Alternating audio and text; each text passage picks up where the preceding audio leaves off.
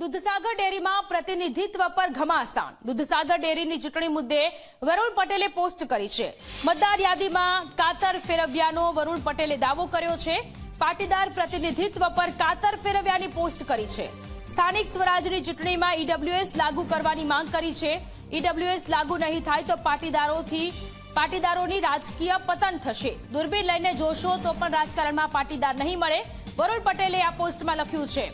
જેતરમાં જ મહેસાણા દૂધસાગર ડેરીની ચૂંટણીના મતદાર યાદીને લઈને પાટીદાર નેતા વરુણ પટેલે ગંભીર ચિંતા વ્યક્ત કરી। ફેસબુક પોસ્ટથી રાજનીતિમાં ગરમાવો લાવી દીધો છે। આ પોસ્ટમાં તેમણે સ્પષ્ટપણે જણાવ્યું છે કે દૂધસાગર ડેરીના મતદારોની યાદી પ્રમાણે પાટીદાર પ્રતિનિધિત્વ પર કાતર ફેરવવામાં આવી છે। મહેસાણા દૂધસાગર ડેરીના મતદાર લિસ્ટમાં પાટીદાર પ્રતિનિધિત્વ ઘટાડવામાં આવ્યું હોવાનો આક્ષેપ કરવામાં આવ્યો છે। આ સિવાય સહકારી ક્ષેત્રમાં પાટીદાર સમાજનું રાજકીય વર્ચસ્વ ઘટી રહ્યું છે। સ્થાનિક સ્વરાજની ચૂંટણીઓ પહેલા ઈડબ્લ્યુએસ જોગવાઈઓ લાગુ ન થવાથી રાજકીય નુકસાન થવાની પણ વાત કરી છે। વધુમાં તેમણે લખ્યું કે જો આ વલણ ચાલુ રહેશે તો રાજકારણમાંથી પાટીદારોનું સંપૂર્ણપણે પતન થઈ જશે। વરુણ પટેલની આ પોસ્ટે પાટીદારોમાં ગરમાવો લાવી દીધો છે।